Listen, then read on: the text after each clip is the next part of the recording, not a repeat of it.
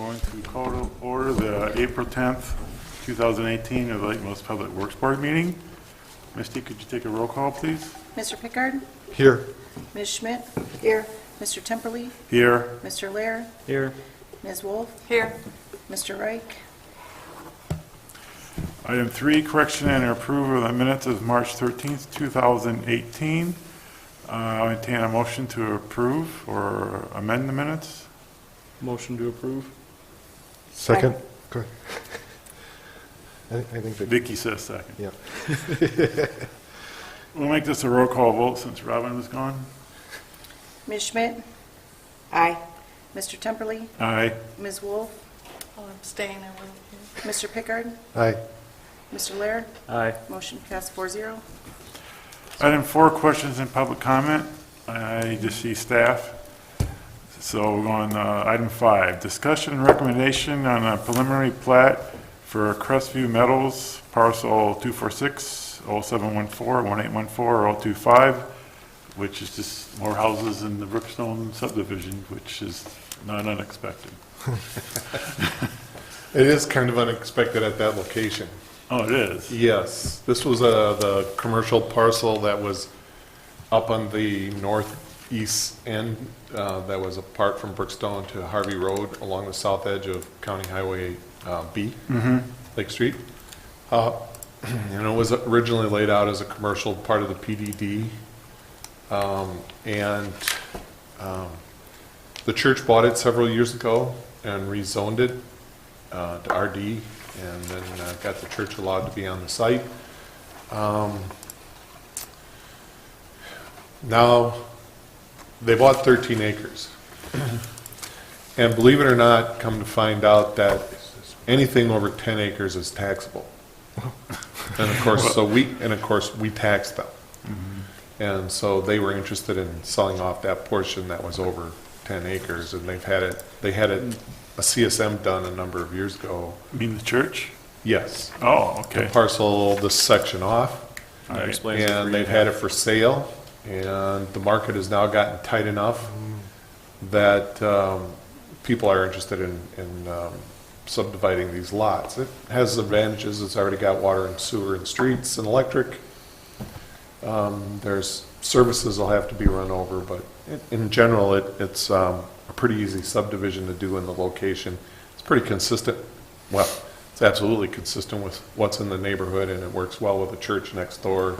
So, and then you got all the memos from the planner and the engineer. So it should be, put this up here so we connect it, yeah.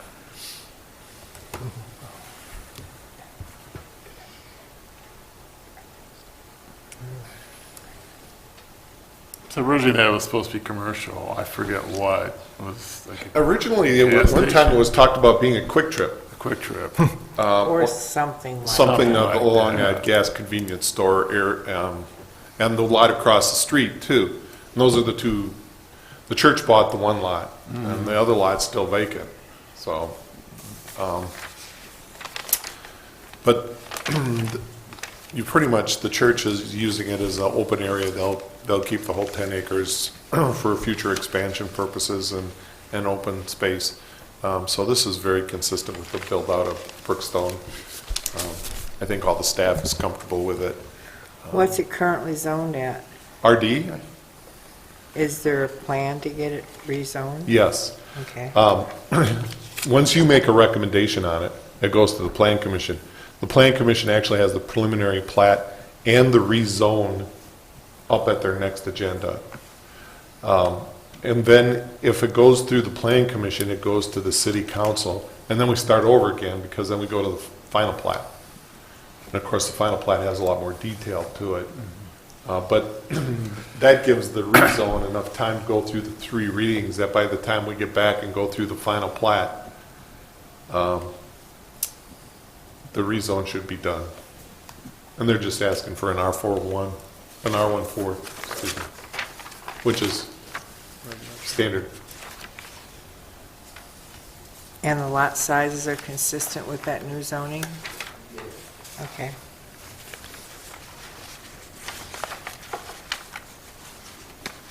So reading through it, the only extra, I don't know if this is the right time for the extra detail, but I agreed with all the things that were in there. There was one extra detail that I was going to suggest or talk about, and that was the width of the sidewalks to be more of the ADA. But that's something that I've been it's a personal pet peeve, not necessarily one that we've been driving for as a group. So that's why I was at least going to talk about it and see if that was something we wanted to say or not. Our city code says 4 foot. The only time we do 5 foot is when we do federally funded road projects. So we couldn't ask for 5 foot without a change in the code. That works. Yeah, you can if you want. You're more than welcome. Yeah, I'm with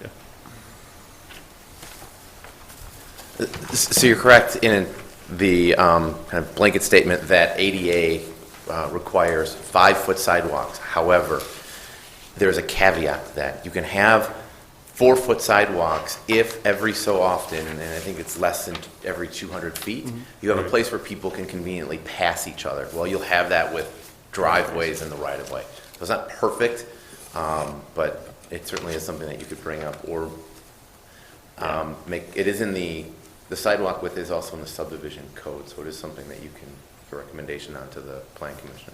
No, this is all I wanted to do, just that's it. Just while I'm here, I wanted to make sure that you understood that there were some conditions that, from the staff level, we had spoken about that are included in the planner memo about access restrictions. Places we don't want driveways because they're getting too close to intersections. So regarding those driveway restrictions, looking at the proposed motion, it talks about what's in the ordinance, meeting all the requirements of the ordinances. But are those driveway restrictions part of our current ordinances, or should that be? We're including it in the plat. Are they already included in the plat? Yeah, Yeah. Well, actually, Dustin had them marked up on it, but if I remember the motion, geez, I closed the whole thing. Oops. The motion, as it was originally written, said, and as recommended in the planners and engineers memos. Yeah, it says all requirements of the ordinances as noted in the planners and engineers memos. Yes, and we consider that a restrictions from driveway or from intersections to be part of the ordinance that allows us to say. Okay, that's part of the ordinances Well, already. it's something that it's not specific and it's a case by case because residential driveways, if it were a commercial or industrial driveway, there is a 100-foot setback. But in a residential driveway, you're not going to get that. Right. So what we look at is distance and queuing and the size of the street, and we take that as part of the overall ordinance, gives us the authority to do that as recommended by the engineer and the planner. Right, yeah. I just was wondering if the motion was worded to. Covered it? Yeah. If you want to change it, that's fine, but I felt it did. Okay. I'm not really that great of a wordsmith, though. I'll let you do. Vicky's a wordsmith, right? Yeah. I don't have the motion pulled up right now, but how is it worded? It says the requirements of the ordinance, it says that the preliminary plat will not be deemed approved until the plat meets all requirements of the ordinance as noted in the planners and engineers memos. How about we put an or, ordinance or as noted in the planners and engineers That's memos? fine with me. Because then it's a condition on the plat. I like that. It's a very small change, so it's easy to do. So is there a motion to do that? I haven't asked for it yet, Oh, okay. so. You can make the motion. Well, we Yeah. can talk about it more after the motion's made. So I'd Yeah. like to make a motion to recommend to the city council the motion 18-4-1 as written in our packet with the change of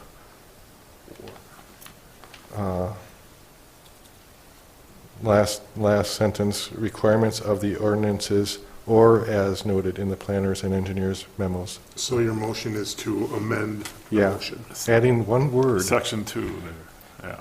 Actually, I think you made both motions together. Yeah, I don't think you can do that. I think we need a amended motion to make the subsequent motion.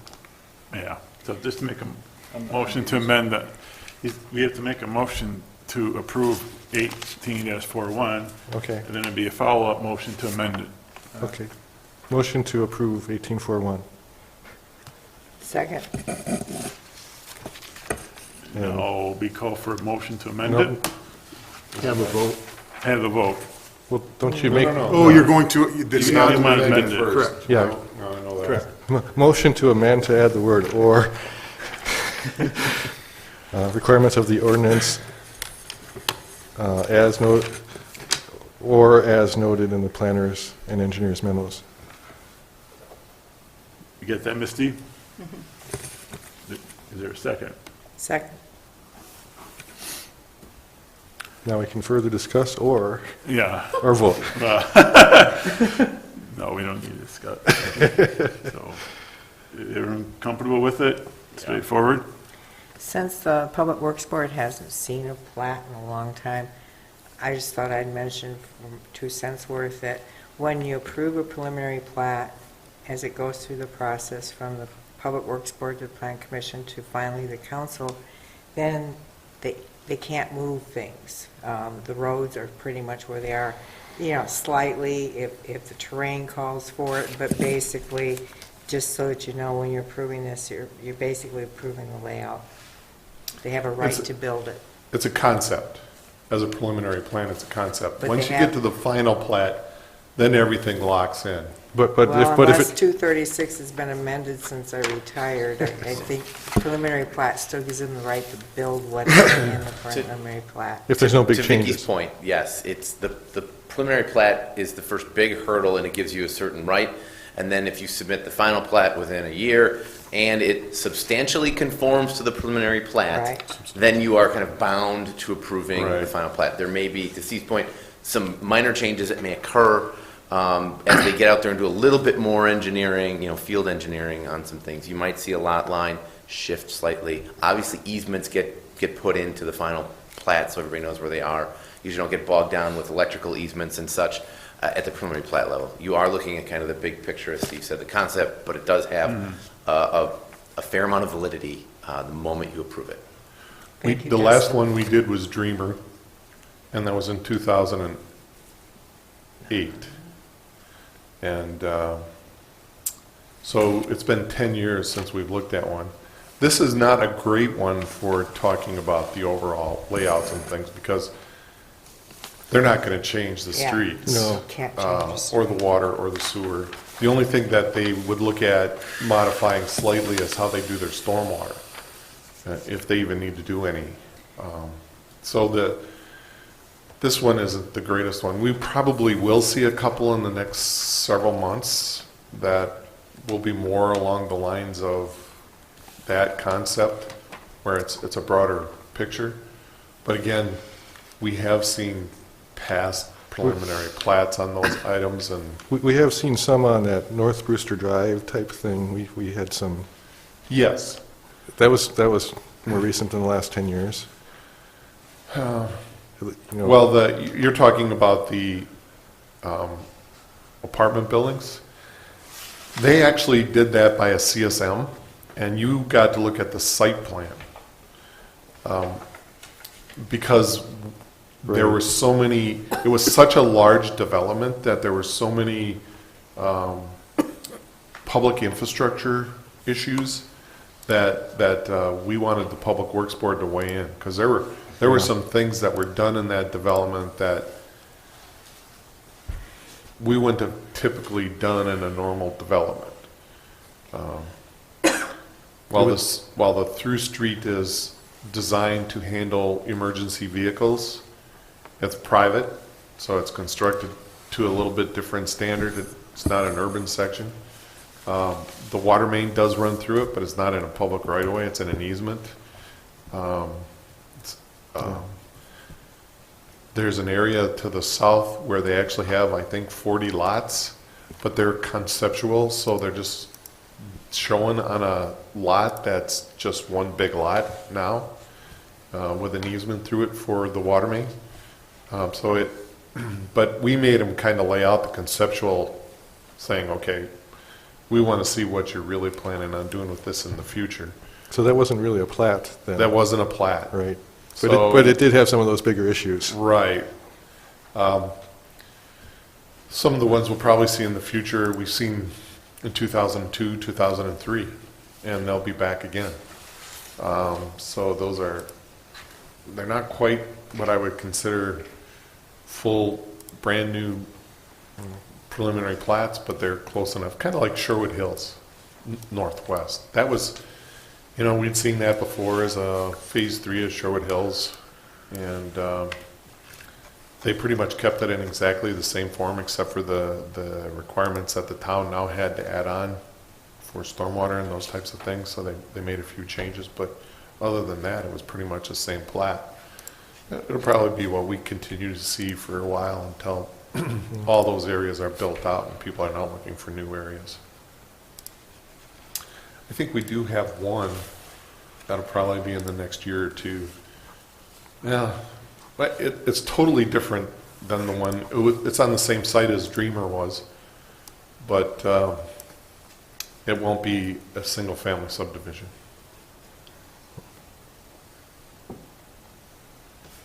All right, are we ready for a vote? All right, we'll do a roll call vote on the amended motion, please.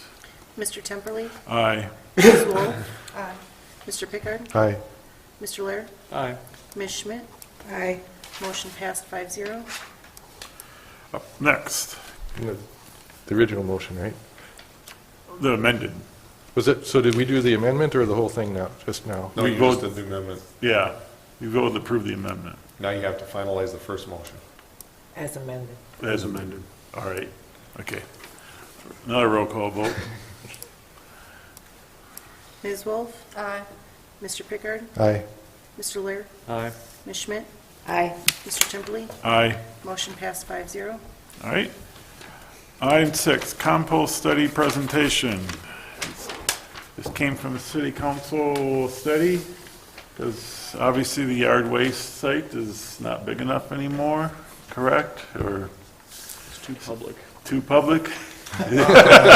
Too public for the public. While So, those comments are both accurate, it's more along the lines of where it's ending up, yeah, kind of running out of space. yeah. When I take stuff over, it's just, it's unbelievable. So, I mean, how old is it? Does anyone know? We've been hauling there since Probably 2000. 94. 94. I think we Well- did, Isn't that the original site that we had? No, we started probably in 96 or 97, because it was here. Oh, okay. And then when we started remodeling this to go to the city hall, when we started doing the environmentals and everything, we moved it over to the Stony Road site. But what I'm looking at is, we used to haul to Wolf. Right. Now we haul to the Jefferson County Shooting Range, which is there just off of County Highway V. Eventually that'll be full and there won't be any more room to haul to, and then we're gonna have to make a decision on where that compost goes. Well, or it's Yeah. not even really compost, it's just yard waste that we buried. So the question is Do you have an estimate on how long that will be before we're screwed? let me, probably 3 to 5 years. Okay. all right. But I wouldn't say that we're screwed. I would say that it would cost us a lot more money, because then we'd have to go back to hauling to Wolf, and the turnover, the cycle time is substantially longer, and they charge. So, Whip Okay. charges, all right. But we won't have that other site anymore in 3 to 5 years. Because it's Right. going to be full, so, Or the county may say. Yeah, and actually, it's probably fair to say we're almost now, because we can't dump there anytime we want to. It's restricted, and we can't Oh. always get in when we need to, and that sort of thing. And we just anticipate, not only is it going to be full, but it's going to have other uses. The county will Is- want to get over. there's no shooting range anymore, though, Yes, right? yes, there They is. still shoot oh there. yeah, they shoot there a Oh, I lot. thought it closed down. For the public, it closed down. So Police- only the Jefferson sheriff and County the police get to and shoot all there. the county police departments use it pretty heavily. Oh, all right. And that's why it's closed off for us. Yeah, We're not into dodging bullets while we're calling yard waste. all right. All right. All right, so we're ready for the presentation. Obviously, we're not going to decide anything tonight because this is pretty big. So we're just here to hear ideas. Oh, no, this is Yeah. to start the ball rolling. Yes. So I'm here with Betsy Powers from SCS Engineers, who's working with us on what started as kind of composting, but the yard waste study. We're kind of using the term interchangeably, being a little fast and loose with it. The materials that were provided in your packet were the same materials that were presented to the council back in February. So the staff discussion and council discussion at that time was this really needs to be in the hands of the Public Works Board to start working through all of the myriad of alternatives, and Betsy will talk about some of those things. Not trying to put the cart before the horse, but the current system really doesn't function well. And it's, in as much as you mentioned, you're not going to have that site any longer that you've been kind of enjoying. There are problems with the fact that it's kind of a Wild West situation out there. And the amount of things that the Public Works staff has to contend with on a regular basis that shouldn't be there, which costs you money. And I'm looking at Paul, roofing shingles, tires. Shingles are the worst. I think we spent almost $3,000 last year getting rid of shingles that people dropped off, even though they're not supposed to. I mean, we get appliances, we got a shed once, for gosh I thought sakes. John's supposed to pick those up. Or people They just end take- up at the recycling center, and they're ours. We take care of them from there. John's handles those types of things under construction. I mean, if you're throwing out a couple, John's might pick it up as part of the bulk, but if you're throwing it out in the capacity that we are getting them, that's Right. construction waste, and John's won't take it. Right, yeah. So we would pay regardless. Right. So, and Paul's being kind, because $3,000 to haul it to a special recycling place isn't the cheap part, because all the nails fall out, pop all our tires. We went through $15,000 worth of tires because of nails in that site. So I just had a new roof, so he brought his own dumpster. So I don't know where he took it to, but obviously some contractors are just taking it over and using our yard waste site. That's correct. And there's no security to it. There's Yeah. no way we can stop it. You know, I don't know if it's contract or not. We don't have any proof of anything other than that we had a lot of Well, shingles at our site on multiple occasions. yeah, obviously we get the township people too. We can't control. We're assuming that. And- Get and- the keep. Yeah, And I want to say too, though, that the signage there is not the best. It could be improved. There's nothing there about no contractors. There's nothing there about quantities. It doesn't say only small amounts. People don't know. You're absolutely right. The Yeah. laundry list of problems is lengthy. So one of the reasons that we're here is to start engaging that conversation. How can we begin to change that? So Betsy's going to start walking through a bit of the presentation. It shouldn't take more than 2 hours. You laugh. Oh, you were serious? That's how long it took in rehearsal. All right, so this, as they mentioned, is just kind of the introductory. So it's a change, but with change comes some, potential opportunities. So we want to start to talk about what some of those opportunities could be so that we can start thinking about it, come back to another meeting and really dive in a little bit more. So again, just introduce kind of some of the questions that we're going to have that will help us lead us down a path for what this facility might look like for you guys. So really quickly, we'll just do a little quick background on what we've done so far, and then we'll kind of start to jog through those questions to lay the groundwork for things to start thinking about. And then we'll finish kind of we took a look at what surrounding communities are doing to see if that could help us make a good decision for Lake Mills. What we'll probably come to at the end of that is that there's a lot of stuff going on, so it might not be super helpful, but at least you know. Okay, so again, this change presents these potential opportunities. One, we can improve that management structure, so not a free-for-all, not just a dumping ground. There's some potential for some post-use options for the yard waste. So if you decide to go down a composting strategy, now you'll have some materials. You have some potential compost material and mulch that potentially your residents could use or the city could use on city projects. And then you can also start looking at, well, do we want to potentially accept other items at this facility? So we can talk about some of that stuff. With this change comes a potential change in the services to your residents, so we want to understand what's important to you. And then also there's definitely financial implications. So we won't get super far into that certainly today, but as we start to hone in on what we want this facility to look like, we can go into like a formal pro forma model where we're really looking at all those financial implications. So later on in the process, we'll hopefully get further into that. We can give some ballpark numbers in the meantime. So we've been meeting with the city staff. As I mentioned, we had a meeting with the city council, working meeting with the city council. They wanted us to come to you. Makes a lot of sense.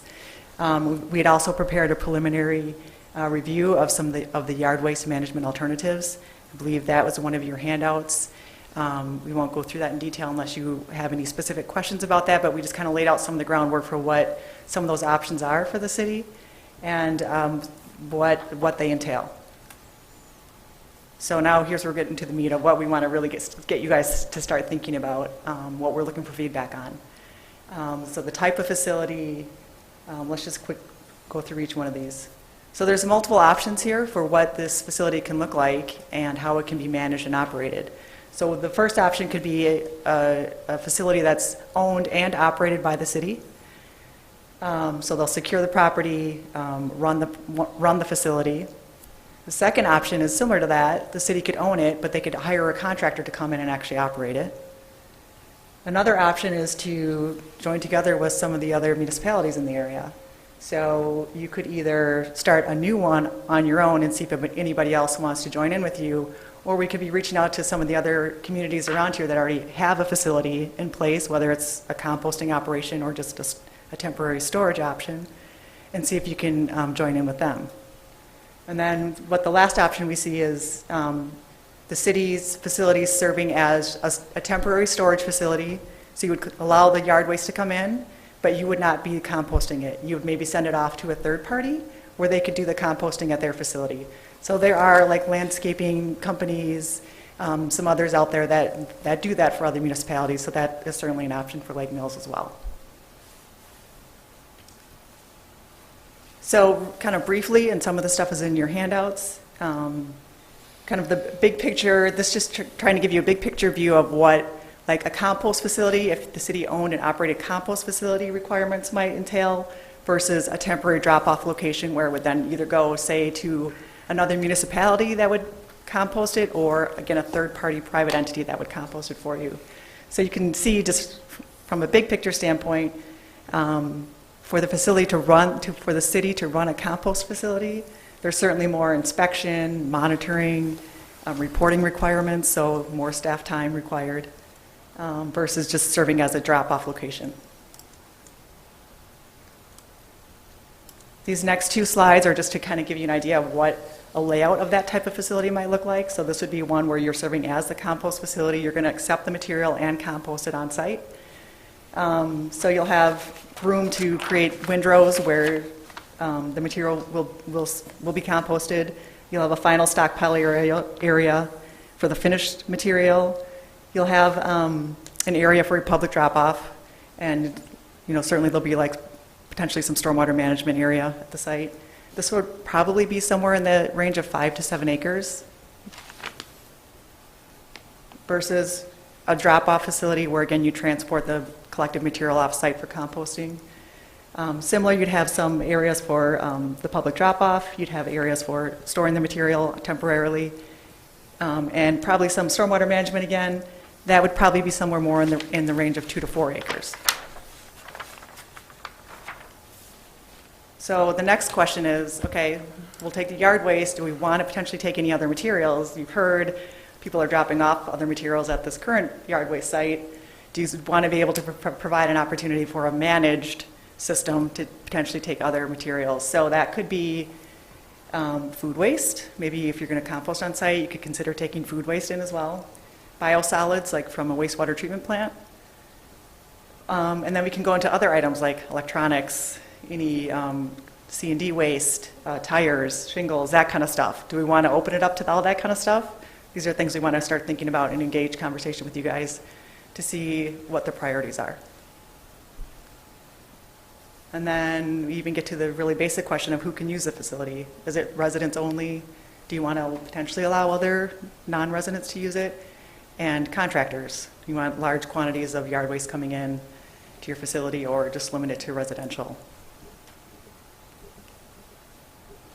And then if you serve as a composting facility on site, then the question also becomes, what are you going to do with that finished compost material? So you can use it for city projects, you can give it to your residents for free, or you can sell it. Again, just part of the long list of questions we need to start to hash out. One of the other ones we'll want to think about is the operational hours for the facility. Do you want to be like a 2-day-a-week facility? So this is going to be presumably a more secure facility. So then presumably you're going to have someone on site for when you are open. And so then do you want, again, the 2-day week, maybe 1 day during the week and 1 day on the weekend? Or do you want to be every day? Or a hybrid of that, so maybe during the peak seasons and during the spring and fall cleanups, maybe you extend it beyond like a 2 days per week being open to 3 or something like that. And it also could be affected by if we decide to accept some of these other materials. Okay, so that's kind of the list of kind of big picture questions we have. We want to hash through with you guys. And then, so again, we kind of took a peek at what are these other communities around us doing, and as I mentioned, we're really finding it's kind of a wide variety. We're hitting every mark for all of these communities. There's a few communities that have joined together, Wanakee, Shorewood Hills, and Middleton, that are serving they've joined together as one unit. So that's one of those options, and they have a third-party entity, Purple Cow, does their actual composting for them. So, and we have communities, Watertown's got their own compost facility, others that are just serving as storage facilities and sending off-site. So it's kind of a broad range there, no one specific route that seems to be the most popular.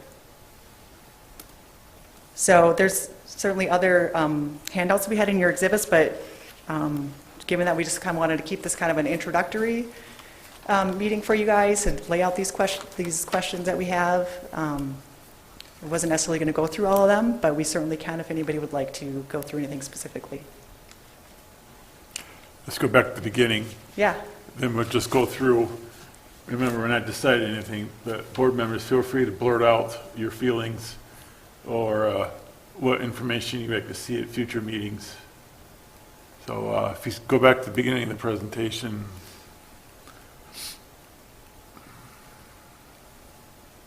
Do you want to get just to the questions part? Or before that? Go to the next slide. This one? Yeah. Let's start with this one. Okay.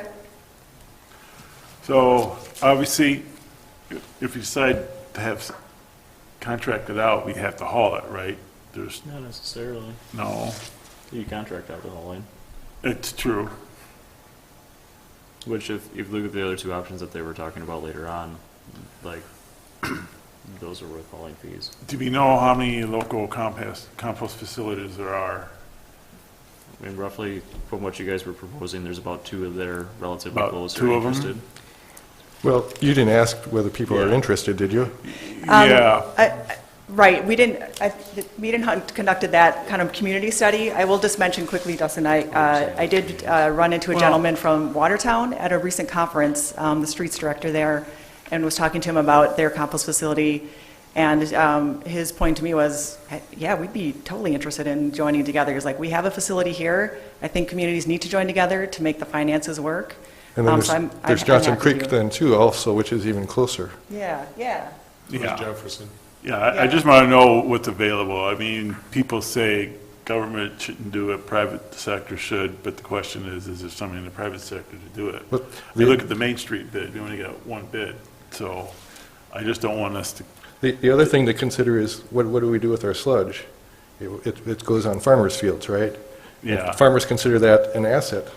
We're talking about, there's basically fertilizer here too. And again, it's an asset to farmers. So farmers in the area may be interested in it. What do we do with our sludge? We spread it on Subsurface line of play? It's a lot more complicated than spreading it on farm property. We have to go through and have DNR approval, and it has to meet all the soil conditions we have to go through. And it's quite a lengthy project to be able to get it, so you don't really want to change it a lot. But yes, most farmers who use it consider it an asset. The reason they wouldn't is because we're set up to deliver at 2 times a year, basically. And if for some reason the weather's bad and we get outside of that, and then we're into their crop seasons or times when they don't want us running on their soil compacting it, then they may not consider it as much of an asset. But usually if we get everything goes perfect, then it's considered quite a valuable asset. And sludge is something that is regulated because it's considered to be potentially pathogenic, right?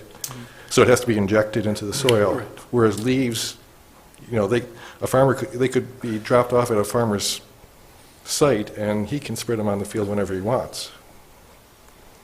We actually do deliver leaves to farms already, if they're willing to take it. But we get a lot more leaves than farmers are looking to use.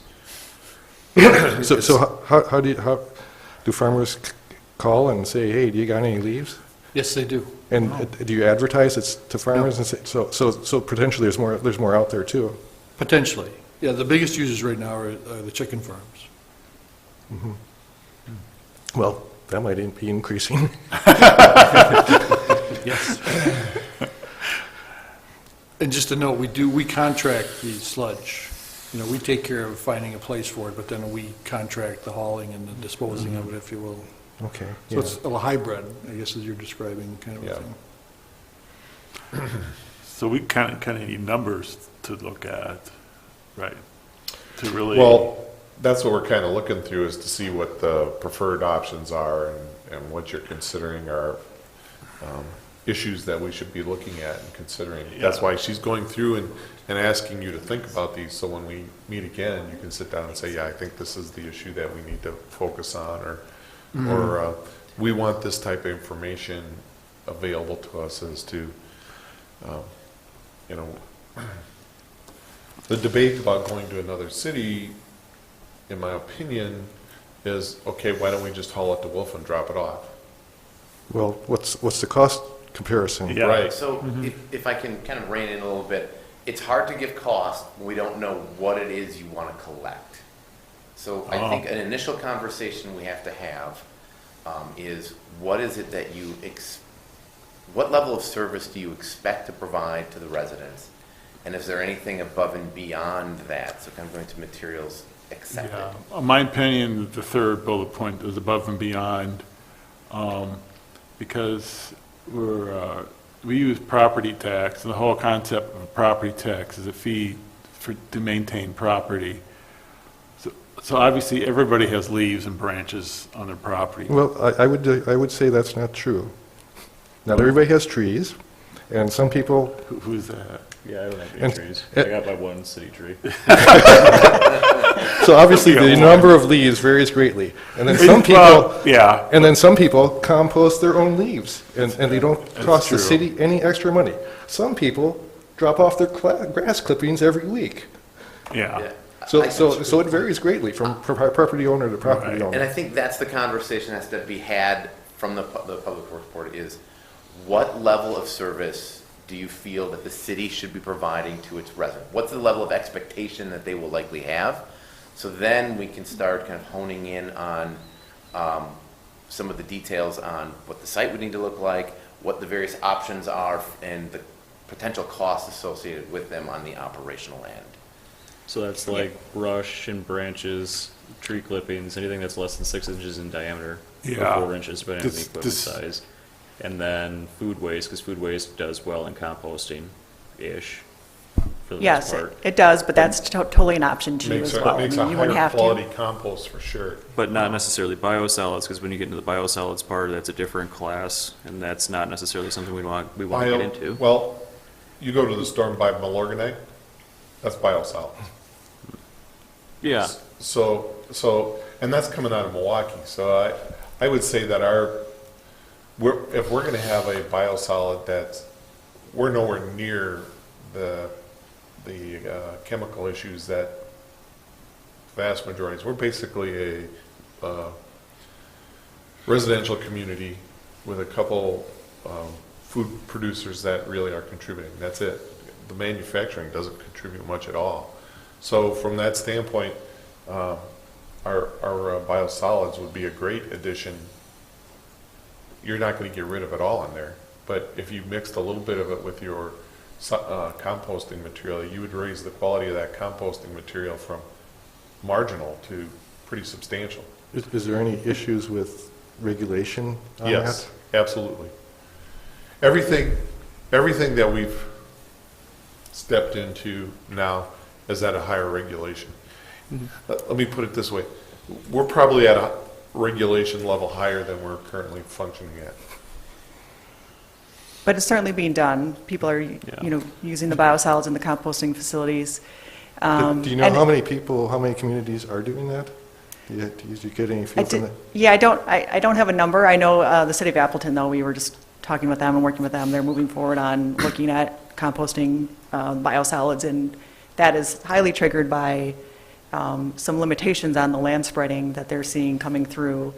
And so now their amount of storage they need an expansion on the building, and they're looking for other options to manage those additional biosolids. So it could be potentially a good option for Lake Mills if you run into an issue where, you can't land spread, it's not ideal to land spread, and you're trying to get rid of some of that. Maybe it's something you think about including in your permit as an option if you need it. Not that you're going to use it all the time, but should you run into that issue.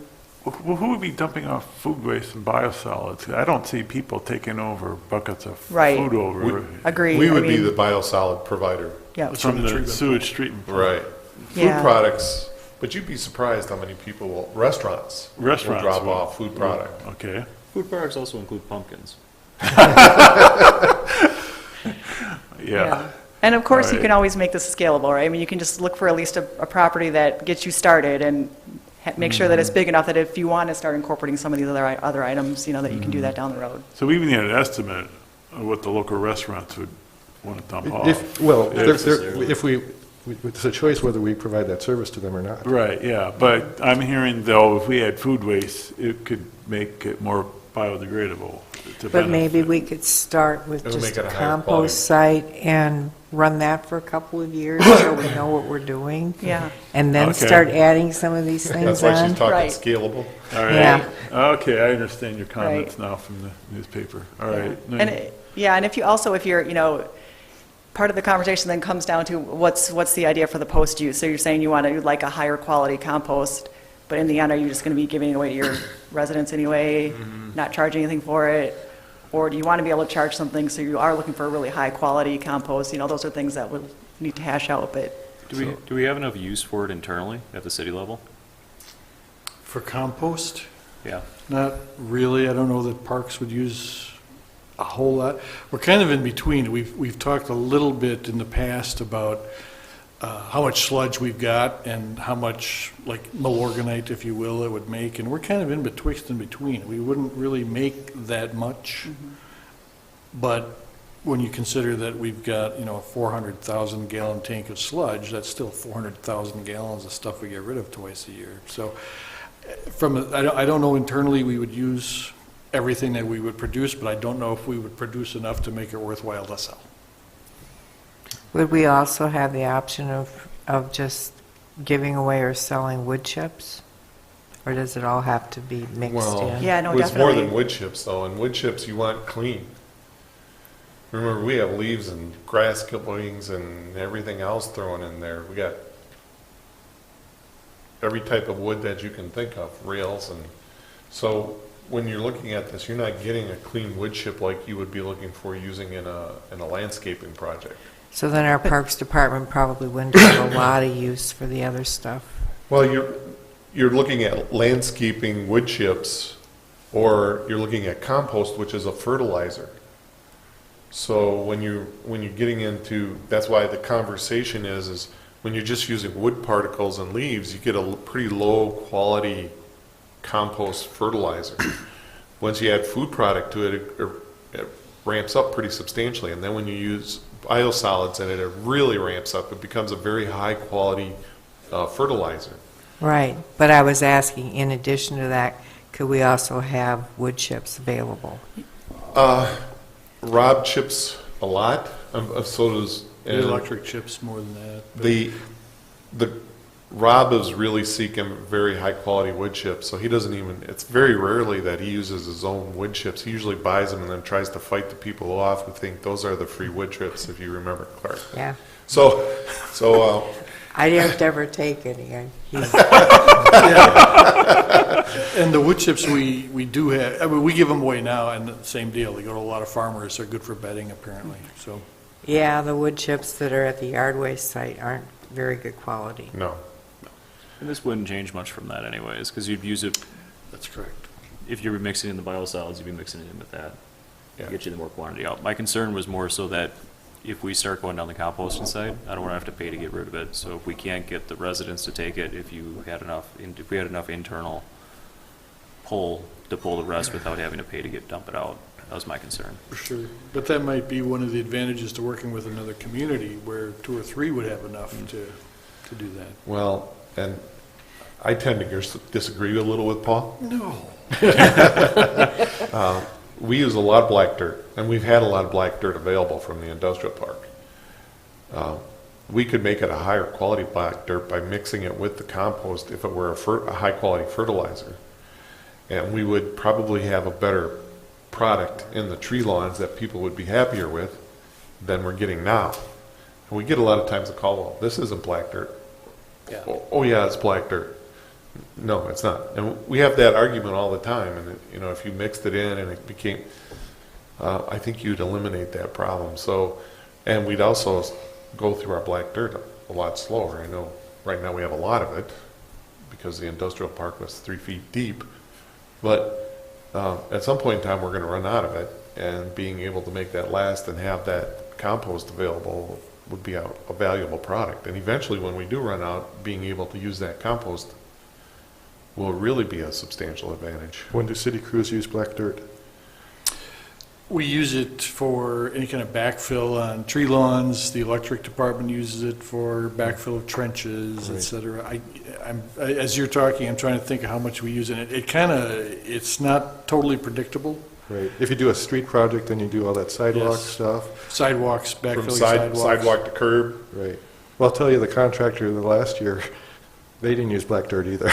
That's what we heard. And we were even telling them where the pile was. But, yeah.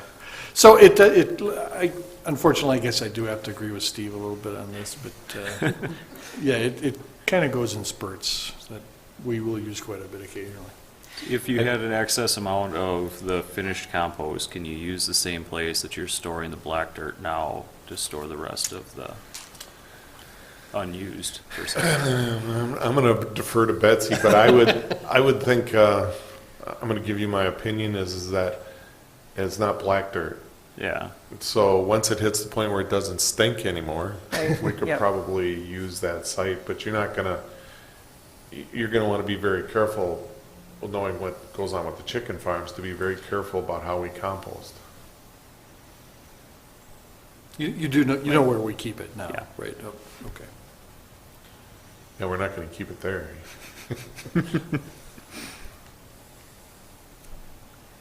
So again, I guess your point is this is all stuff we've really got to figure out. What general direction do you want to go? I think we've got kind of the big part of the funnel right now, and we're trying to narrow it down a little bit. Right. Figure out what should we study as opposed to studying everything. Yeah, So- because it so- could get to be a real expensive study if we study everything. So on this slide, I agree with Todd. Number 1, obviously, simple yard waste and brush. And number 3, not. Yeah, number 3, not, yeah. And number 2, if it improves the compost. Yeah, if yeah, If yeah, it's helpful or it helps to get rid of the sanitary sewer biosolids. yeah. It becomes a financial question at that point and Right. long-term. Yeah, Look. so you saying you want kind of numbers to confirm point two then? Is that what we're pushing for, or? I think we'll probably come back with some kind of scalable proposal. All right, Start out with where we're at and see how we ramp up from there. I remember from when you made the presentation to the council, there is a distinction between the 5 to 7 acre site and the 2 to 4. Is what we're talking about now going to put us into a 5 to 7 acre site? Right, yes. So then we should probably be also getting feedback on whether or not there are 5 to 7 acre sites that are feasible for us. I want to comment, this doesn't have to be in the city. Yeah. We can do Right. it anywhere. The closer the better, obviously, because the less gas we pump out hauling to it. But yeah, I don't see a 20 acre site being a problem. Okay. I guess my problem is getting it in the right spot so that it mixes in with the community appropriately. Steve and I obviously have many conversations about growth, development, future land use around the community. So we quickly conjure up an image of a number of potential sites that could achieve what the town or what the city needs for the long term without kind of being located in a place that would be a nuisance very quickly. So I think finding sites will be quite easy to come by. As Steve said, they're not going to be in the city specifically. There are a couple that could potentially work, but there are many close by. At least as close by as running out to the spot where we dispose it now? Absolutely. Okay. I don't know that we'll have any that close. That's pretty close. Yeah. But You may closer feel than like it's Wolf. that close, but when you're driving it, it's not that. I mean, Let me put it this way, it's closer than Wolf, it's closer than Watertown. Sure. It's closer than Johnson Creek, and it's closer than Jefferson. Yeah. So, one of those three sites has to provide us with significant options in order to become more valuable than a site we could build locally. So let's say we put our own 10-acre site together, and 5 to 7 is a start. You know, you probably want to be prepared to be bigger than that in the future. Particularly, one of the questions is, are we going to go with other communities? Well, I know Town of Lake Mills has been after us to participate. And so, and if we allow, one of the debates we've had is that when we stopped picking up every week, one of the things we told people was, well, have a contract. If you don't have some way to get it down there, have a contractor haul it down there for you. Well, now how do you determine whether... Well, the city still will do it, yeah. then if you pay them. Right, if you pay Yes. them. Right, so there is that the city can be the contractor. Yeah. Right, but in this situation, you've got people who have contractors who are now hauling their yard waste down there for them. Is that a resident doing it, or is that a contractor doing it? And Is it against the rules? There's no sign saying it's not against the rules. actually, I think there is a I sign think there there. is, it says it's residents only. I'd have to double check, but So- it's probably varied Yeah. by. That's ambiguous. Yeah, the contractor could be a city resident. Yeah, that's too. true. But that's the conversation to be had where Betsy had put up, is it residents, non-residents, contractors? Well, is there a fee? If it's a contractor, there might be a separate fee structure associated with it versus hiring the city to go get Right, it. but my original point is 5 to 7 acres, well, maybe 10 to 12, or maybe 15 to 20 might be the start point, depending on how many people we decide to include in the group. You know, if we take Astle and Milford and say, hey, you can pay a fee and get in, okay, then we're looking at all kinds of different options in the site, you know, and, then we're talking about having a contractor come in and do it for us versus hauling it over and having Watertown or Jefferson do it for us, then those are the numbers that she's got to work through, and so you guys have to kind of help her get to the point where she's kind of focused in, at least on a couple items, at least enough items to make it so that we're not studying everything. Is there an appetite for the other county, or for the other surrounding areas? So you're saying the town was at least interested in Town of Lake Mills is very interested. So you got the town and the city. Has there been any other talk with the other surrounding communities? There has not. Okay, so then we'll limit it down to just the two that we've already had interest in. Well, we know for a fact that a substantial number of Town of Ashland people participate currently. How much of that contributes to the overall percentage, though? Probably right now, not a lot. But if you opened it up to them in the form where they could pay for it, Yeah. I think you would probably have more people participating than you do now. And I think it's a good idea to have further involvement out there, but for relative scalability, if you say town and city of Lake Mills, that gets you 80%. That takes you over 10,000 people. Yeah. But that's at least within your driving range portion. That keeps you worthwhile to keep it in Lake Mills as opposed to teaming up and just contracting out to go to So Jefferson or. The town of Ashland is, Yeah, like there. yeah, it's definitely driving range too. Yeah. Yeah.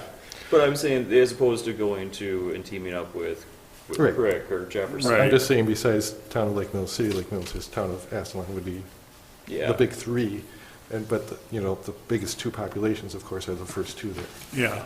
Would you envision doing some kind of a contract with those municipalities, similar to the way our fire department contract runs, where we get to control the budget and the operations, and then they're going to pay a percentage based on their population? I haven't envisioned that very much. I've asked the council to start considering a new municipal boundary agreement with all three jurisdictions. Is And my- maybe at that point, we sit down with them and start saying, hey, how do you want to do this? Yeah, because my concern is if we just open it up to other municipalities and like maybe charge a fee, then you have to hire somebody to be there to charge the fee. And it could get to be more costly for the city to run than it would have if we just left it to our own residents. Well, the second you already made a comment that you're doing 1 and 2 and not 3, that automatically means you're going to have someone there monitoring that site. Or fence it off. Well, I even if can't- you fence it off, even if you have cameras there, you're still going to get people who are going to come in and dump. You're going to need to secure the site, regardless of Right. what you do. Right, but if you start adding surrounding municipalities, you're probably going to have to increase the hours. It Yes. could be, or, Yes. again, many communities use their part-time help to staff there's just a little building typically to check IDs, if you will, at the door. And you can prescribe the days, and those are the days that people can come. And Yeah. most communities are like a Tuesday and a Saturday. And as Betsy said, some ramp up in the spring and fall. Right. So I mean, something we might want to talk about is what does the community want? Before the current site, it was a site here at this location. Uh-huh. It was a manned site. It was Oh, it was. Fenced. 1 or 2 days It a was week. fenced. It was, the usage was like, I don't know, 10% of what we get out at our current site? Because, I live out that way on a nice weekend. Yeah. That place literally fills up. Oh, yeah. So, obviously, if you only have it manned Saturday and Friday, say, people aren't going to be bringing stuff on Sunday. And that will cut down on the usage.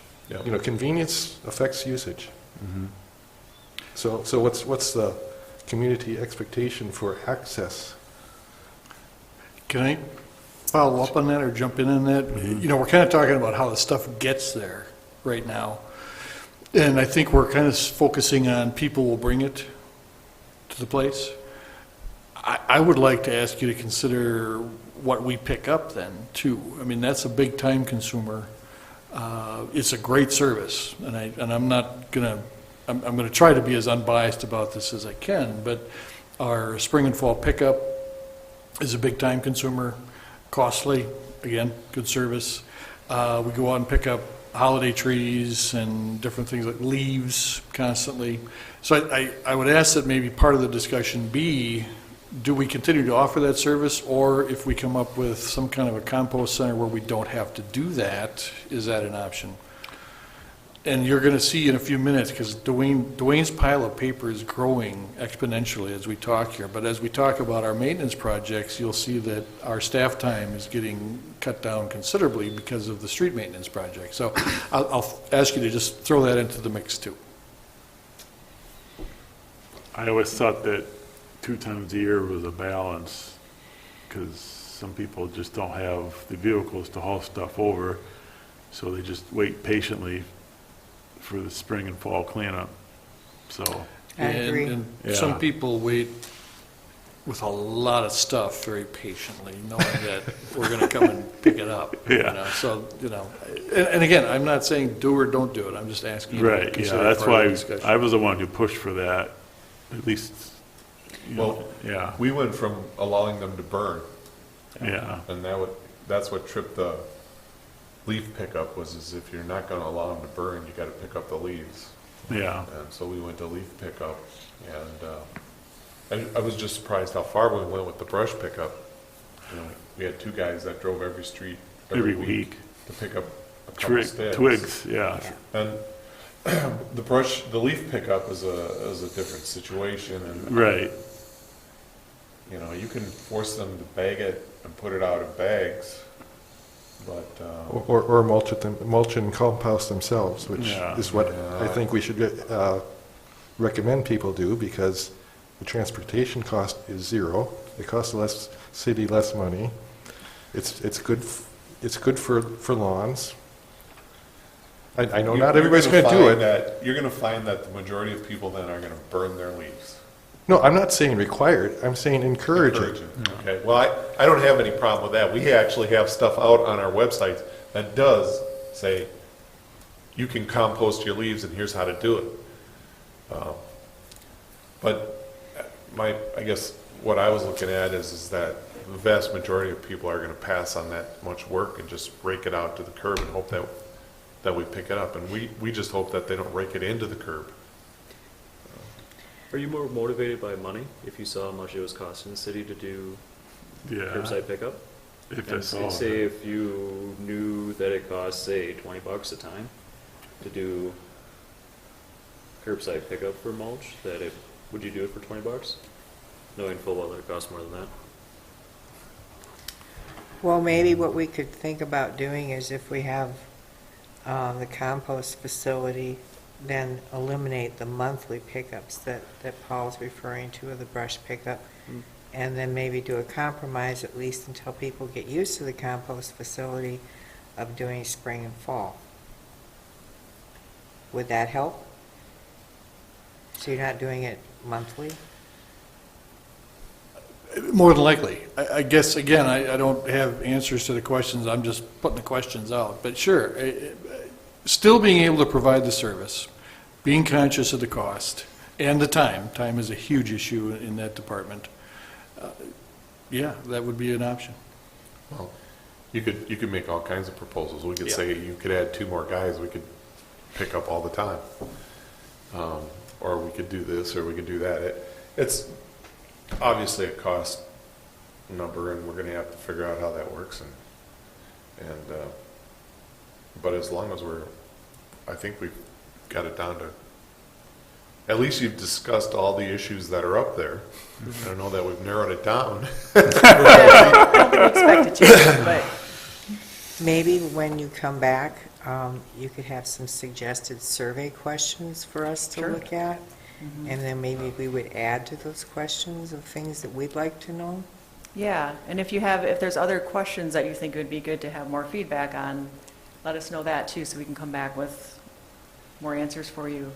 Because possibly when we do get around to surveying the public to find out what their thoughts are, is if we can tie services with what's it going to cost, so that it's not like a credit card, with no limit, then people might be able to start thinking about, well, I'd like this, but if it's going to cost something, then maybe I don't like it. Okay? Mm-hmm. But I don't know how you would go about putting a survey like that together. We've got to get to what's their expectation on service. Right? That's the big one.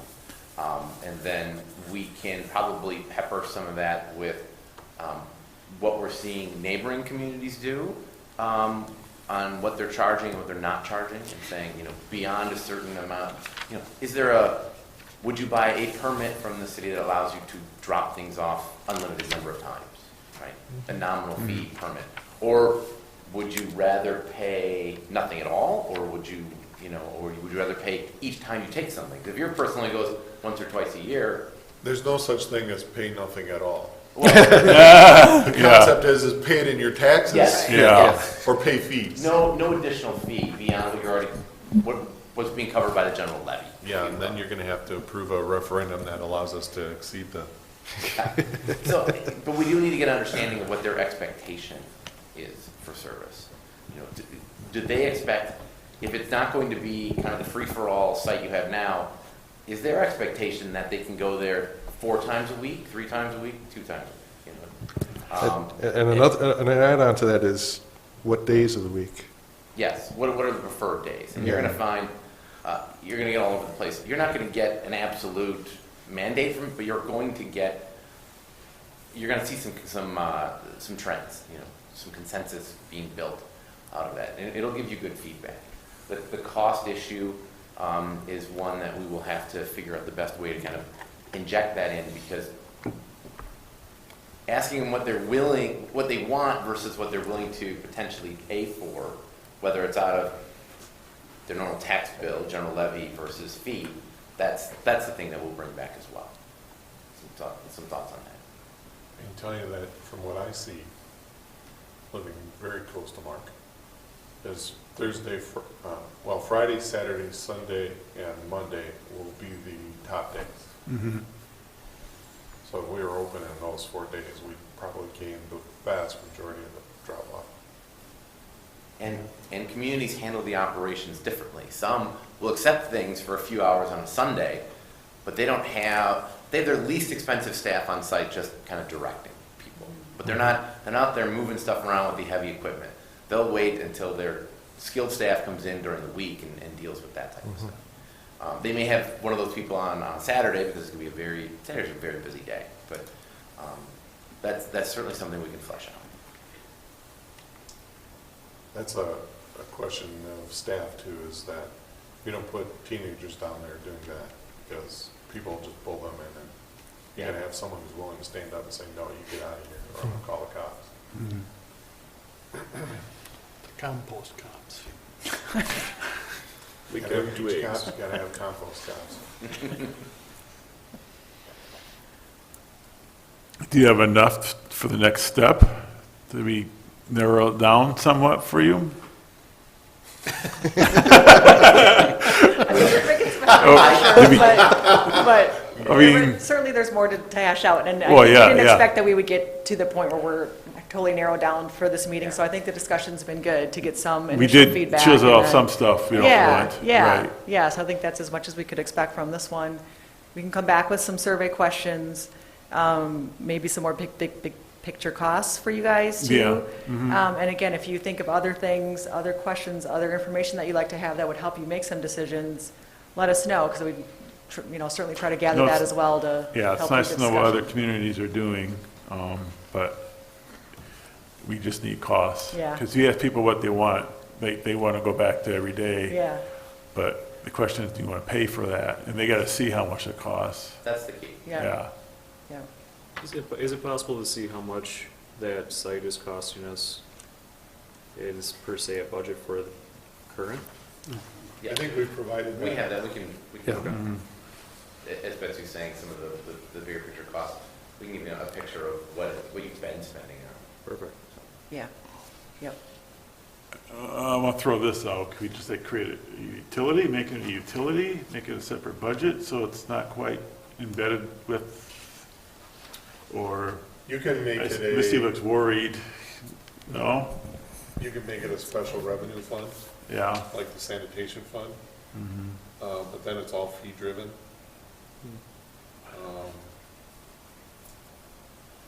You can make it, you can kind of separate it out like a utility too, but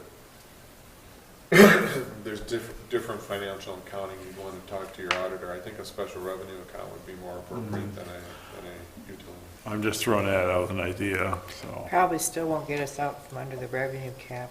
yeah. Or No, none of expenditure it. restraint. Yeah. Well, special revenue fund and the utility won't have caps. But what they'll do is the amount of money that we're currently spending that comes out of the general fund, they will reduce our levy by that much. So if we said we were spending $150,000 a year currently on the yard waste center, they would come back and say, okay, your total levy of $2 million is going to drop to $1 million, whatever. And then you can start this special utility fund, and because it's paid out of fees then. But even some of the fees have to be approved by them. You can't just... Right, all right. That's all I need to know. It's more complicated than I thought. It's not gonna save us money, so. But, I mean, there is the, you know, what do we want to, you know, and then we talked about this already, you know, do you have it kind of the cost spread across all residents, or do you have a fee-based system where the people that use it the most pay the most? Right. So that's something that we, you know, the community needs to decide. And then we also kind of have to keep in mind that being a Tree City USA, our street trees create an awful lot of brush and leaves. And that part of it, it's fair that that's passed along to everybody equally, Yeah. because it's not the property owner's say on what street trees are going to be on their tree lawns, generally. You know, a little bit of say, but not a lot. Not a lot. Then if you make a mistake and get some of those trees that spit everything, like locusts. Okay, Wonderful. Thank all you. right, we'll see you next time. Hopefully we'll chill some more off. We'll keep chipping away. That's right. All right. Thank you for your time tonight. Thank you. Thank you. Item 7, overview of recommendations for chip seal and overlay. I guess, is this Dwayne? This is the long part of the meeting. It is. Really. Oh, it doesn't have to be. There you go. I agree. You take back your comment from earlier. Let's start with, let's go back in time. September of last year, we met, we talked about proposed 2018. Steve, can you turn that light off? There, good, There it is. nice. That's the map. All right. Yeah, that's everything. So this is the new map, but let's talk about September of last year in 2017. We met and we discussed capital improvement plan 1 month, and the following month of September, we talked about a maintenance plan. In that maintenance plan, we looked for the ballpark of 800,000 is what was proposed in the budget. We had given you kind of a breakdown of low end 700,000 to a high end of 970 with the proposed streets that we were looking to mill and overlay, chip seal, pulverize. Those streets were planned directly to be north of Lake Street, and that was obvious because South Main Street was to be reconstructed this year. That portion of the maintenance plan is still in the maintenance plan. We provided you some of those documents from that September meeting again in this meeting just to give you an overview of where we were. Obviously, the South Main Street bid has now changed and caused a ripple effect into the maintenance program. We have been revising the plan in the last 2 weeks, actually probably within the last week, based on the fact that the DOT meetings that we've had with them and the obviously South Main Street being pushed off 1 more year. We've had internal discussions about that Main Street and Mulberry Street will happen in 2019. And the Overpass on A. and the overpass on A. So thinking along the same lines of this year, we would only work north of Lake Street to avoid the South Main Street construction. Next year, where do we avoid? And so the discussion that we've had internally is maybe we consider increasing the maintenance program this year and eliminating the maintenance program or very reduced maintenance program in 2019. So that's where we started. And again, some of the information that we put in your packet is some of the thoughts that we've had, and we'll kind of go through those. The initial thought was maintenance on chip seal programs, so chip seal streets that would be reaching the 5 to 7 year lifespan during that hiatus. In other words, what's going to happen, the next time we would do chip seal potentially would be 2020. Therefore, there were two streets that popped up, East Mills Drive and a portion of downtown on Lake Street. And Topeka. And Topeka was already on the list. Oh, was it? All right. So East Mills and Lake Street, East Lake Street downtown, Just south of the Commons. just south of the Commons, were last chip sealed in 2012. If we do those this year, they would be in the 6-year rotation. If we wait, they'll be 8 years before so we'd be getting to the end of that life cycle of the chip seal program. I'm thinking from evaluation, probably wouldn't be a bad idea to do East Mills Drive this year. The downtown, with the construction that's going to happen the next year, some of the painting that's going to be needed in downtown, I think maybe that Lake Street piece could wait till 2020. Again, evaluation of crack filling that'll happen in the spring. Again, that length is not very long. I could pull up the exact dollar amount for that street, but again, the chip seal costs are in that $2 range per square yard, actually even less. In the chip seal program, we use a little higher number because of some of the other maintenance that happens. But in that 7-year cycle, we're not anticipating that that's a large cost. So when we Some look, of the other maintenance is crack sealing? some of the other maintenance that happens in a chip seal street would be crack filling by street department, or if that amount is too large, then we look to also contract that crack filling.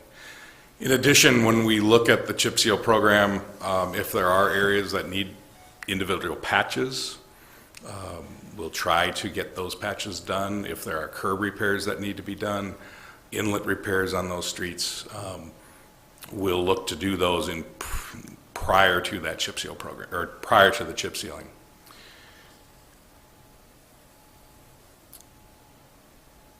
Is that what you were looking for? Mm-hmm. Okay. The other streets then we looked at were trying to plan for South Main Street reconstruction. In the past, we've done Ferry Drive. We did a mill and overlay. We're looking at those alternate routes during the South Main Street program. We've gotten several complaints about Grove Street. We've talked several times about Woodland Beach Road between Ferry in front of the high school, or the Lakeside High School, and Main Street. So we've added those two streets to the additional cost at this point. There is some debate. We're still looking into storm sewer on Woodland Beach, potentially extending the storm sewer from Ferry Drive to the east to pick up the two intersections. And Steve, could you slide the map north just, or up a little bit? Oh, it's off the map. You have that as a full There it mill is. and overlay. Oh, there it is. So you have that road as full mill and overlay there, right? I'm sorry? Woodland Beach is a full Yes, mill. This would be a mill and overlay. with some curb repair. Some curb repairs, possibly a storm sewer extension. There are some areas that are deteriorated, significantly between Main Street and the first leg of Woodland Beach Court. So there are some added costs to that street, but again, we have had it on the CIP in the past.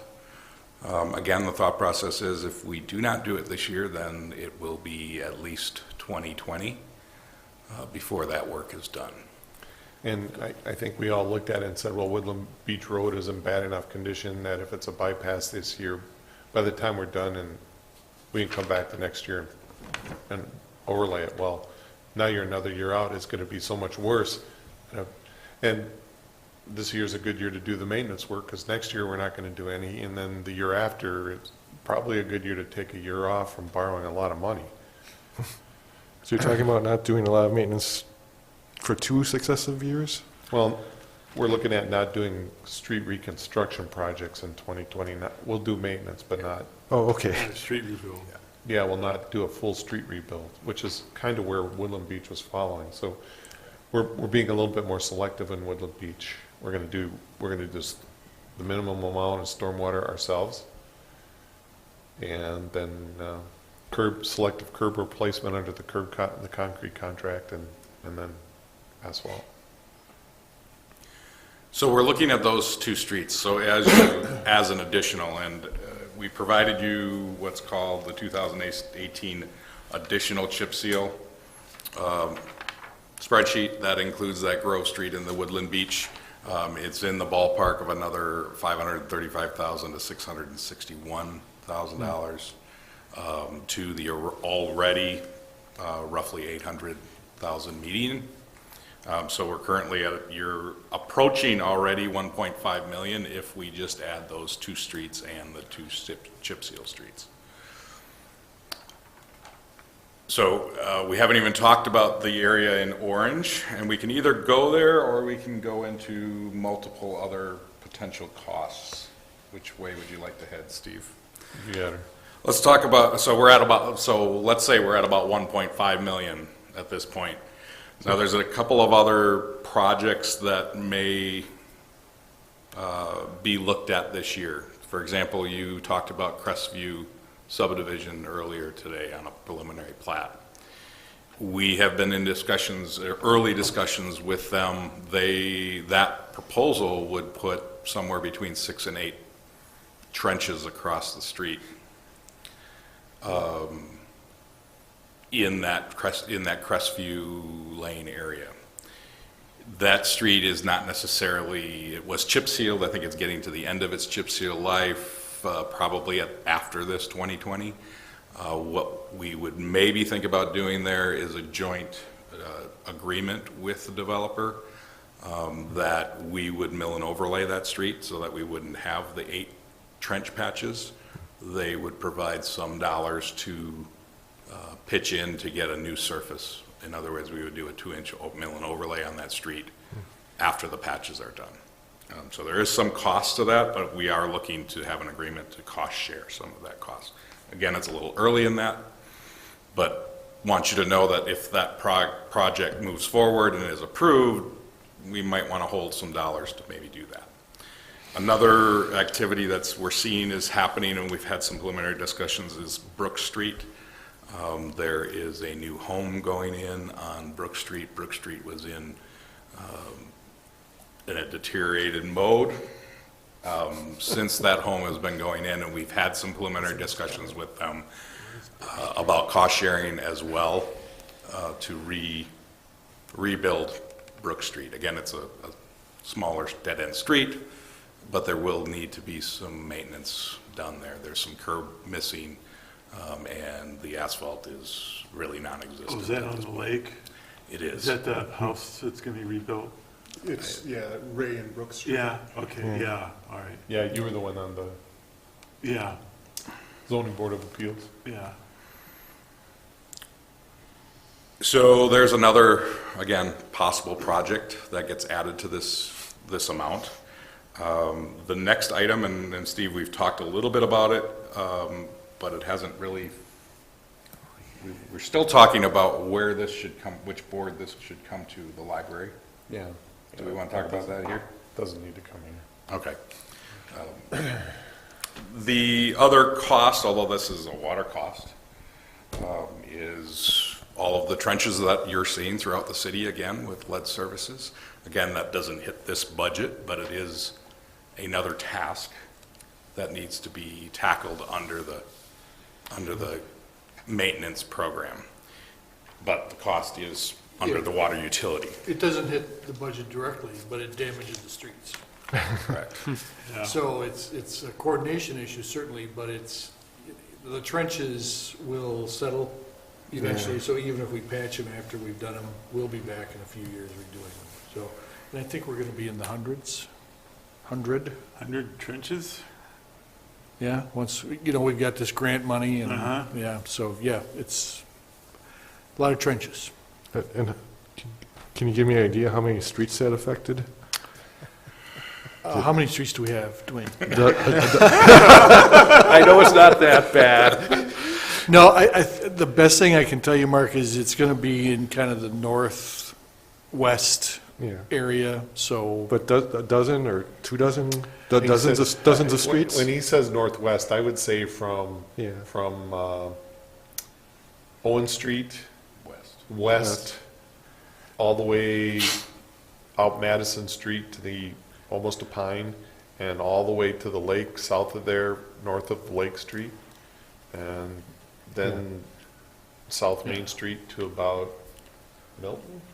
Wow. Yeah, just looking at the map, Cook, I'd say we're in the dozen range. Yeah, okay. And there'll be multiples on the streets. Yeah. Yeah, it's a big hassle. And again, remember, we're required, if a landowner chooses to remove their lead, the utility is required to replace, if there's lead in the water system, replace their side, which then means a trench patch. And again, we could get a call tomorrow from someone and so the advanced notice sometimes is very short. Meaning, as we're planning all of these maintenance program items, we're planning and putting out a contract here in the next month for these maintenance projects. The unfortunate part is, like has happened last year, after the chip seal program is finished, potentially someone could call and say, I would like to replace my water service. I just want to make sure that everyone understands that situation I should could get happen mine again. ahead before you do Fremont. I don't, It's not all about you. well, I don't want to be the jerk to mess up Fremont. Point. So, we've been talking a lot of dollars, or we're at that 1.5 million plus at this point. We did, for Thursday for the packet, we did provide you some other information on 4 other streets, the area Phillips to Milton, west of Main Street between Main and Ferry. Again, we were looking there at alternate routes. There's some streets that are in pretty poor shape there. Looking at access for the schools, for buses during South Main Street reconstruction. And actually since Thursday, we've been doing some additional research on those streets. And I would say, while it would be nice for the buses and for access there, Milton Street and West Lake Park Place are old water mains. They are water mains that are in sanitary sewer trenches in some cases, which our recommendation would be not to redo those streets without redoing the underground utilities in those areas. Those 2 streets also have asphalt into the curb line. So while the area drains pretty well now, if we take the asphalt out of the curb is probably in pretty poor shape. And thus, those areas would probably require quite a bit of the curb to be replaced. So I think in analysis in the last several days, really looking at potentially those streets getting to the 5-year capital improvement plan at some point to eliminate some of those other issues. So that leaves us with 2 other ones to talk about. That is Harvey Road, or Harvey Lane, which is a dead end. That one is a little newer utilities facilities, but again, it's a dead end, so it's not really providing that access for South Main Street. But it is something that has been on our radar to repair for some time. The next street then is Phillips Lane. We have done a large patch there recently, about 2 years ago.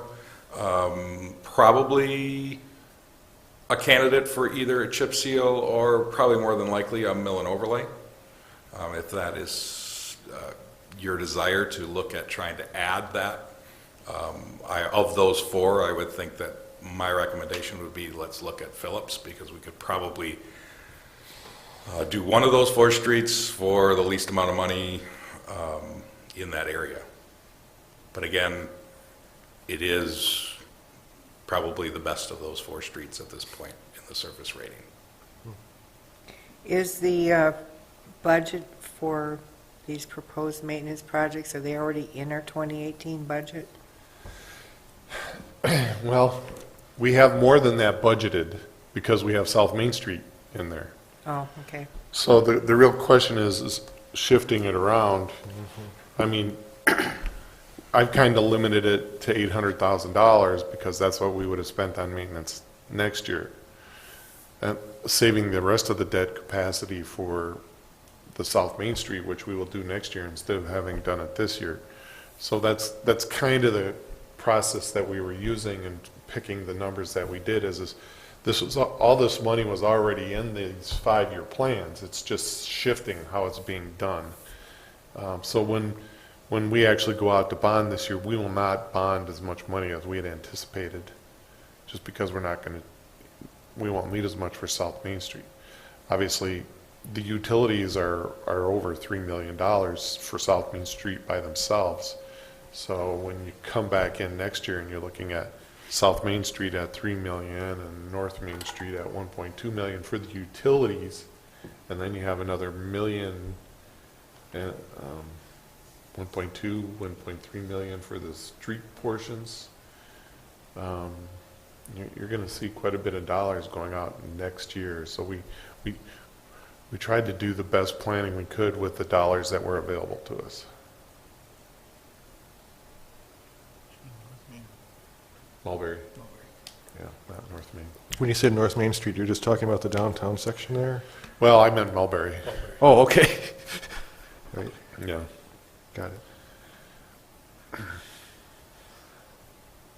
And I was thinking the north side, but no, yeah, Mulberry.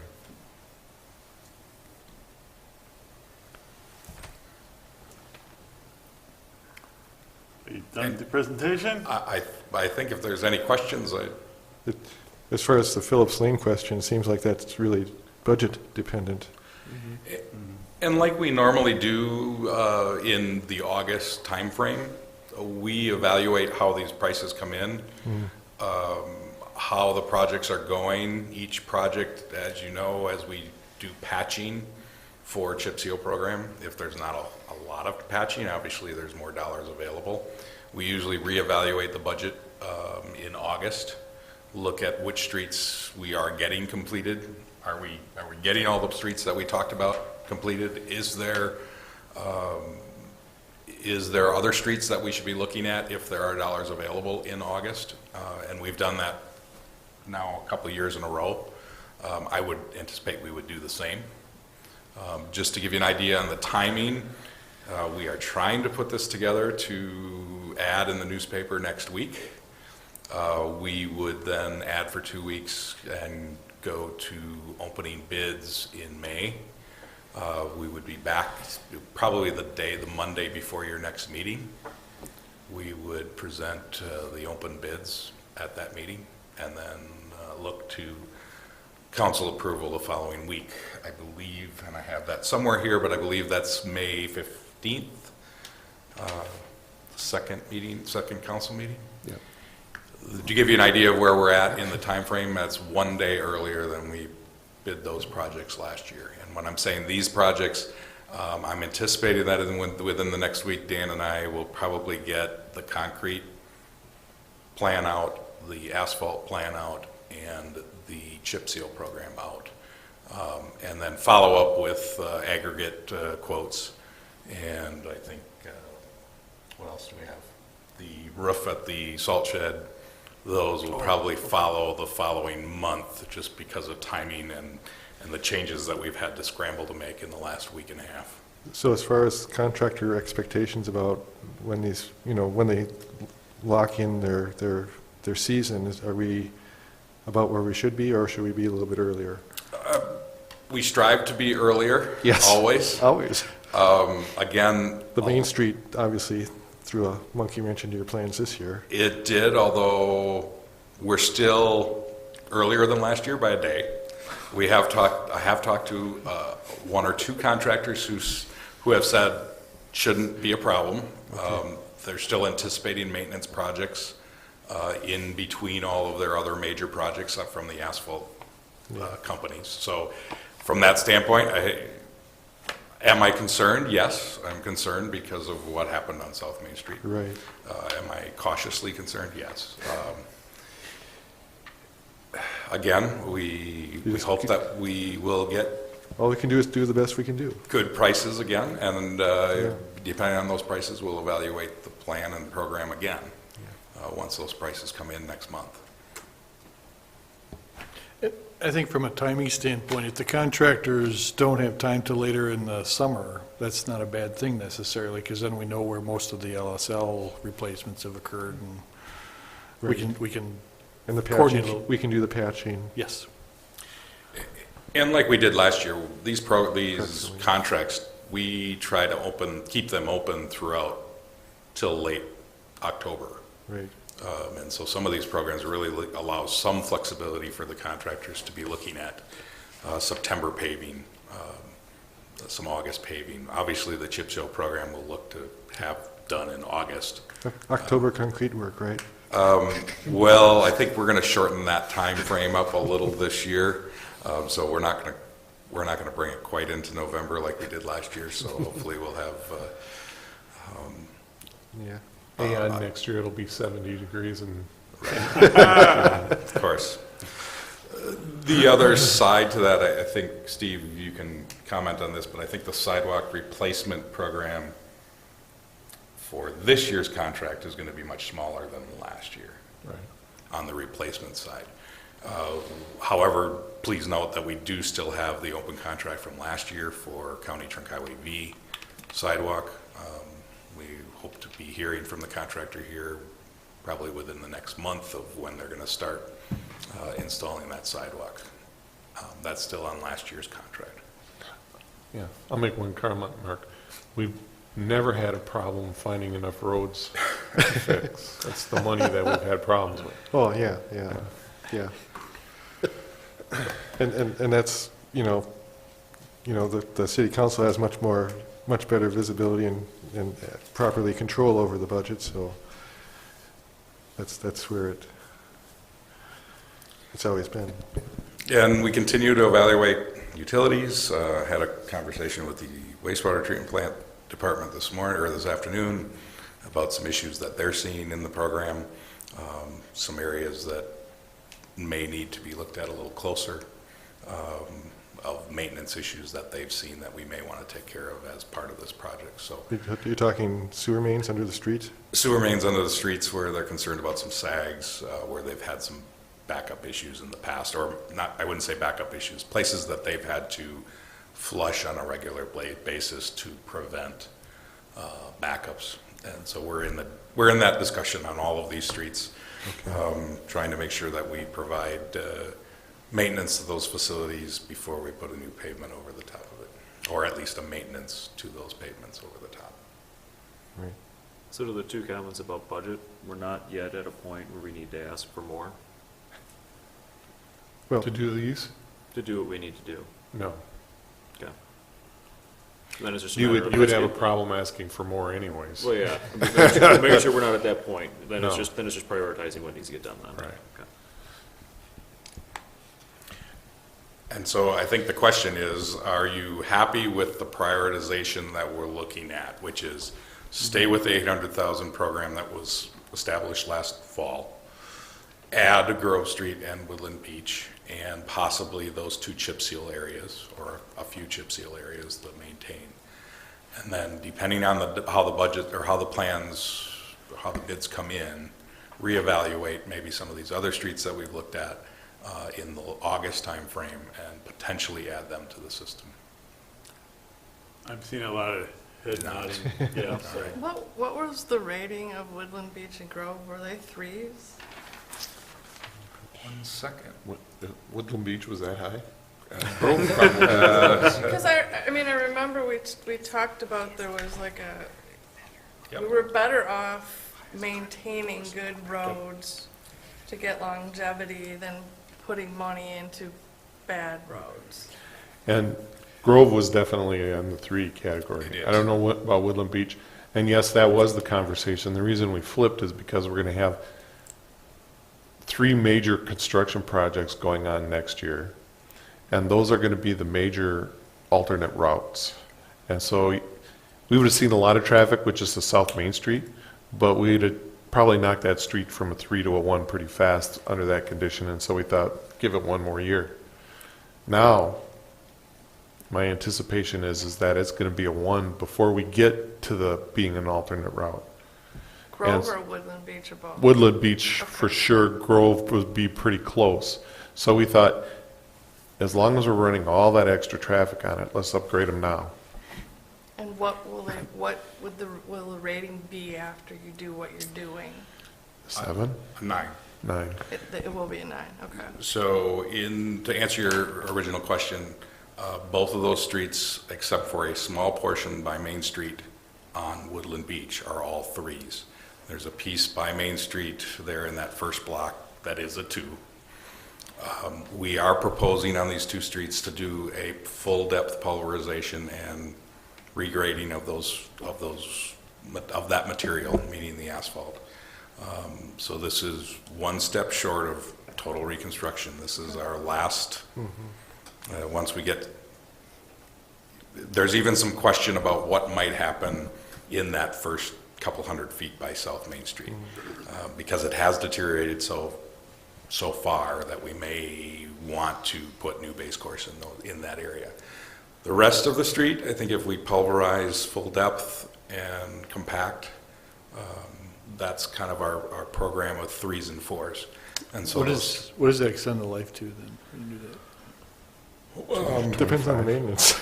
25 What's years. that? It depends on the maintenance. Right, if Depends on the you stay in the oil and chip. But the other items that fell in there were the debate on the water and sewer. Yes. The water and sewer under those 2 streets is in much better condition than it is under a lot of the other streets that were the potential alternates. And so we didn't want to put a lot of brand new asphalt over a street that we were going to have to tear up shortly to put water and sewer under. So we picked 3s because they were primary alternate routes, and the water and sewer is in the best condition of all the other streets that were available to us. Yes. Water main in those areas are 1950s to 1960s. We are having Brian take a little closer look at some of those areas to make sure there isn't lead services in that area, so we are moving in that direction in the last week. We're thinking that, based on some of his mapping that he's been doing on the lead services, we're thinking that those streets are not going to have significant lead, unlike, say, Westlake Park Place or Milton, Or West Lake Street. where the water main is in the 1920s. West Lake Street, which is in 1910. Is there any possibility that Woodland Beach and Milton and Park Place, all those streets, I guess, west of Main Street would be under construction at the same time? I mean, you're really creating maybe a problem there with everybody limiting access. No, they wouldn't all come under construction at the same time.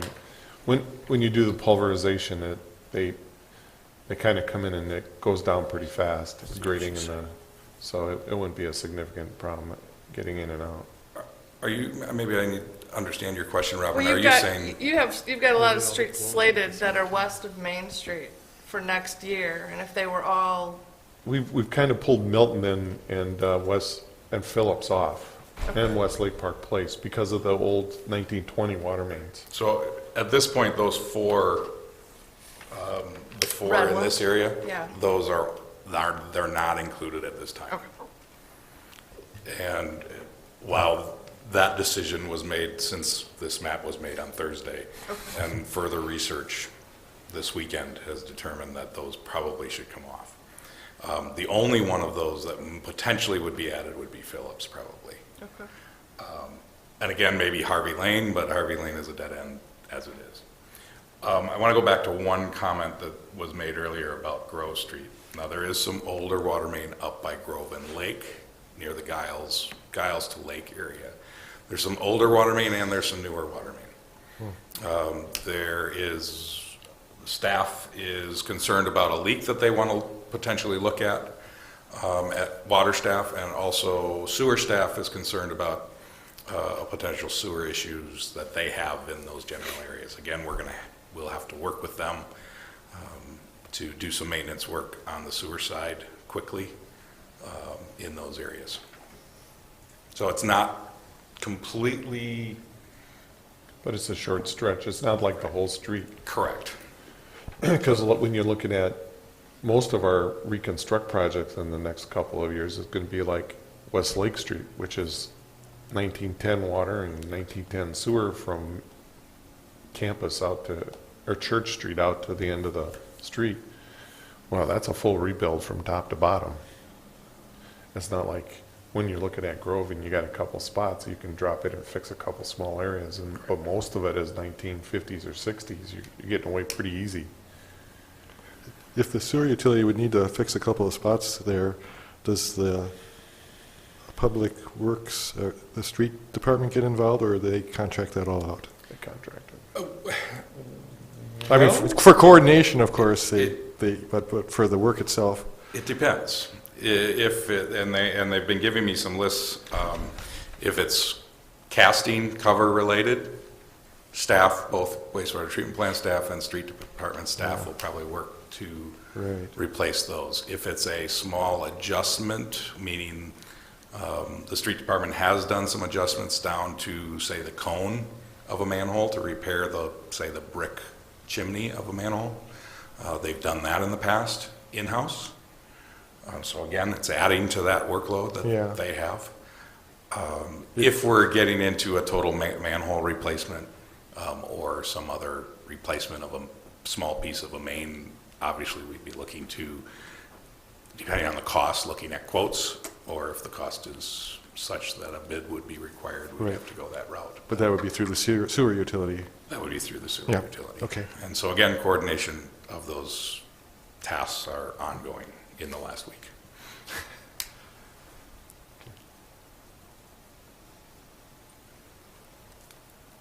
Any other questions? Everyone's pretty much satisfied with what's being proposed. A lot of work there. Yeah. South Main Street has caused a ripple effect throughout many aspects. Yes, I think through a bunch of the residents feel the same way. Yes. We had to contact DOT and the DNR on multiple issues of the lead replacement funding. We had to make sure that we had it extended long enough that we could continue to hold the money, because it's on a limited term. Oh, yeah. And then, we had all the bonding ready, almost ready. We were literally on the verge of bringing the bonding to city council. We had it all set and ready to, and now we had to pull it all back and figure out what we're going to do and what we're not going to do. So, we had $3.5 million worth of bonding for the utilities alone, and then so that all got dropped and reshuffled, and Bunch of extra work, because you can use a lot of the work you can reuse, but not all of it, right? Some of it's going to have to be repeated. Mm-hmm. Yeah, Dan was talking today, and he was shocked that, he spent this whole first year working on that, and now it looks like he might spend his whole second year working on it. Job security. Yes. All right, item 8, any recommendations for future agendas? Well, again, if you would like, next month is our tour. Okay, that's right. And if it works for you to start a little early, I think what we've done in the past is started 6 o'clock? 6, and then we meet here. Meet here, we adjourn, then we come back and. We'll have a little bit more to meet here about, because we'll have that preliminary, we'll have that final plat from, Oh, all right. So we'll Okay. probably need a half hour in here, and then All we'll right. hit the streets. All right. And if there are places or projects that you would like us to put on the tour, you can send an email to Steve or I, and we'll make sure it's on there. Otherwise, we'll just kind of hit the highlights of what's going on here in the next year, or 2 or 3 or 4 or 5.